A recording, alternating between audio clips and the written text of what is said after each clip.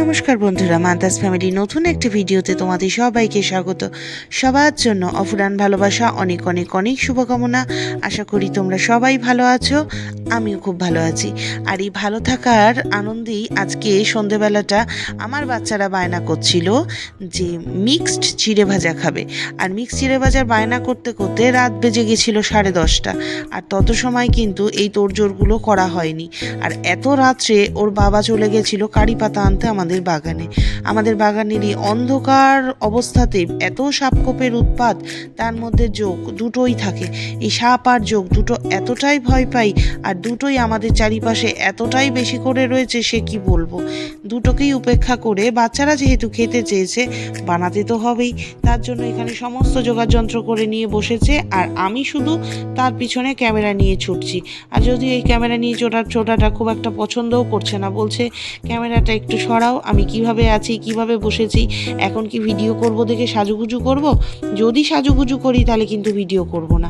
আর যেই বলেছেন যে না না, তুমি যে অবস্থায় আছো সেই অবস্থাতেই থাকো, আমি বরং এটা ভিডিওটা করি, কারণ এই ভাজাটা খেতে আমিও তো খুব যেহেতু একটা ভাজা বানাবে তার জন্য প্রয়োজন হচ্ছে ময়দা। এখানে ময়দাটাকে খুব ভালো করে তেল দিয়ে দেখছি মেখে নিচ্ছে, এবং জলের চাইতে বেশি নিচ্ছিল তেলটাই বেশি দিয়ে বেশ ময়দাটাকে অনেকক্ষণ ধরে একটু নুন দিয়ে অল্প একটু কালো জিরে দিয়ে খুব ভালো করে মেখে নিল, এবং জলটা দিল অত্যন্ত সামান্য পরিমাণে, যে ভীষণ জল দিল তা না, ম্যাক্সিমামটাই তেল। আর ময়ামের উপরেই না মাখাটা ভীষণ নরম করে বেশ সুন্দর করে ও এখানে মেখে নিচ্ছিল। আর এখানে ও আয়োজনের মধ্যে রেখেছিল কিছুটা বাদাম, কিছুটা ছোলা, একটু কারি পাতা, আর হচ্ছে পাঁপড় ভাজাটা যখন প্রতিটা গালের সাথে পড়ে তখন কিন্তু খুব ভালো লাগে। মেইন চিড়ে ভাজার যে ইনগ্রেডিয়েন্টস সেটা হচ্ছে এই নিমকিটা বানানো। অনেকে কটকটি বলে, অনেকে নিমকি বলে, অনেকে কুচো নিমকি বলে। আসলে আমরা এটাকে না কটকটি বলেই থাকি। খুব কটমট করে না ঠিকই, কিন্তু মেলাতে গিয়ে এটাই বলি হলুদ কটকটি। আর মেলাতে গেলে এই খাবারটা কিনবো না তা কিন্তু হয় না। আর বিভিন্ন জায়গায় যে দোকানেও বিক্রি হয় ভীষণ খাস্তা থাকে। এটা অ্যাকচুয়ালি নির্ভর করে কতটা ময়াম থাকে বা কিভাবে তৈরি হয়। আর এটা যখন ও বাড়িতে বানায়, এটা আমাদের তো ভীষণ প্রিয়, তখন আমরা দোকানের কটকটিটাও খাই না।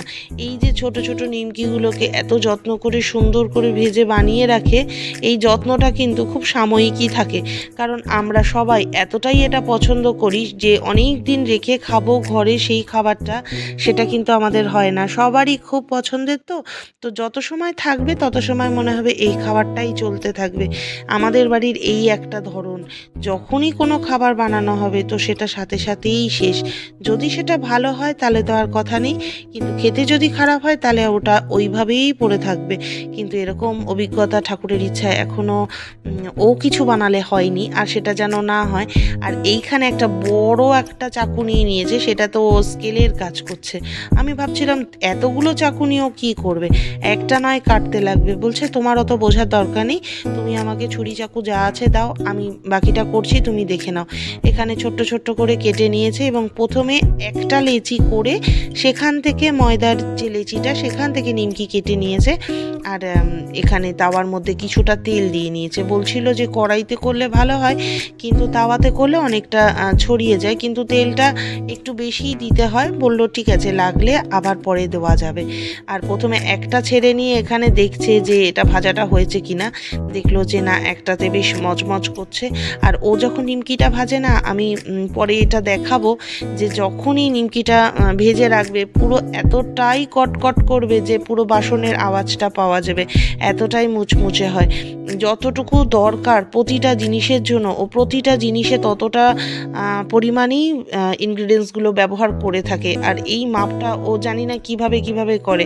আর বাচ্চাদের আবদার যখন রাত্রির এত হয়ে গেছে, তারপরেও যখন করতে বসেছে, চারিদিকে পুরো নিস্তব্ধ, কোনো কিছু নেই, কিন্তু ওর কোনো রকম আলিশি নেই এ ব্যাপারে। রাত্রে খাওয়া দাওয়া চুলোয় যাক, আগে তো খাবার দাবারটা বানিয়ে নিক, তারপরে দেখা যাবে। আর অনেকটা সময় লাগে যদিও গোছগাছ করে নিয়ে বসতে।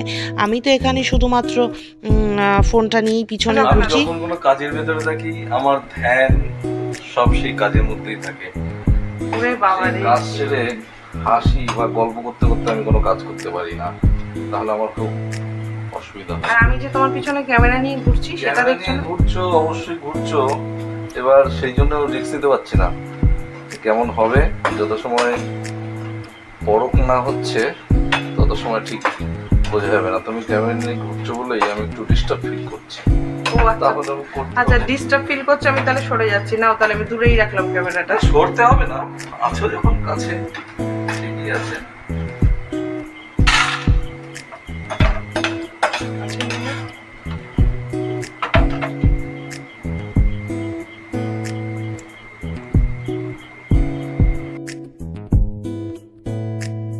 এই নিমকিটা ভাজার সময় খুব ধ্যান রাখতে হয়, কারণ আগুন যদি একটু বাড়ন্ত হয়ে যায় তাহলে কিন্তু পুড়ে যাবে, আর দু চারটে যদি পুড়ে যায় তাহলে পুরো খাদ্যটাই একদম বেস্বাদ হয়ে যাবে, তিতো হয়ে যাবে। এবার দেখো একটা পুরো রুটির মতো করে বেলেছি, এটা কিন্তু কাটা কাটা আছে অবশ্যই।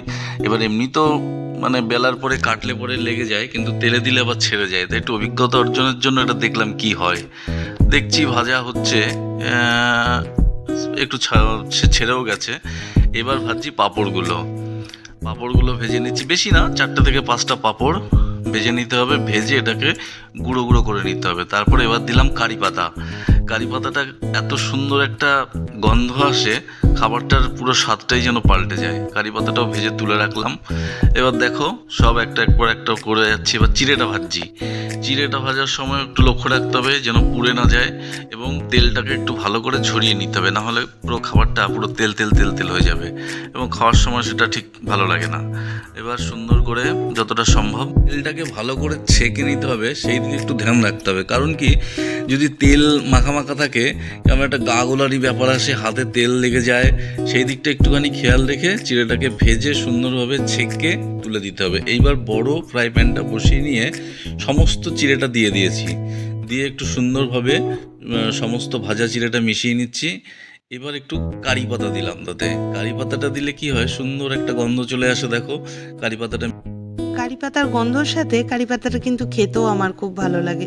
আসলে আলাদা করে তো খাওয়া হয় না, সাউথে যেরকম কারি পাতাটাকে সবাই সমস্ত খাবারের মধ্যে ব্যবহার করে। আর আমার এখানে যদি মনে হয় যে শুধুমাত্র সাউথ ইন্ডিয়ান ডিশগুলো হোক কিংবা চানাচুর টানাচুরের মধ্যে যখন পড়ে তখনই খেতে একটু বেশি ভালো লাগে। আর এখানে ভাজার মধ্যে দেখছি মেশাতে বসে গেছে, এখানে কিছুটা বাদাম, কিছুটা ছোলা ভাজা, তারপরে কিছুটা কুচো নিমকি, আর এখানে পাঁপড়গুলোকে টুকরো টুকরো গুঁড়ো করে নিয়ে পাঁপড়গুলোকে এটার সাথে মেশাচ্ছে। প্রতিটা গালে যখন পাঁপড়টা পড়ে, বাদামটা পড়ে, ছোলাটা পড়ে, যত কিছু জিনিস দেওয়া হয় তত স্বাদ লাগে।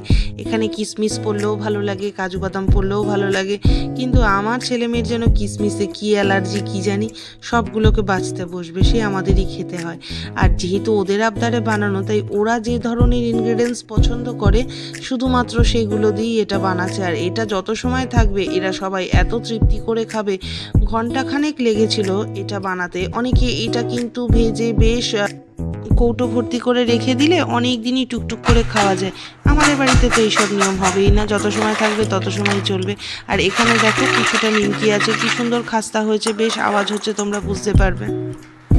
আর বাড়িতে বানানো চিড়ে ভাজাটায় যতটুকু নিমকি মেশানো হলো, আর বাকিটা কিন্তু থেকেই গেল। এই কটকটিটা বা নিমকিটা আমরা কিন্তু প্রত্যেকেই চায়ের সাথেও খুব ভালোবাসি।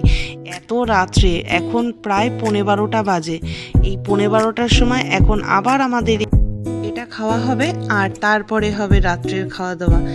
একদম ছন্নছাড়া খাওয়া দাওয়া যেটাকে বলে, কোনো নিয়ম কানুন আমাদের ডিকশনারিতে নেই, যখন যেটা ইচ্ছা করে খাওয়া আর যখন তখন খাওয়া। কি বলবো, চলো এইভাবেই কেটে যাচ্ছে জীবন।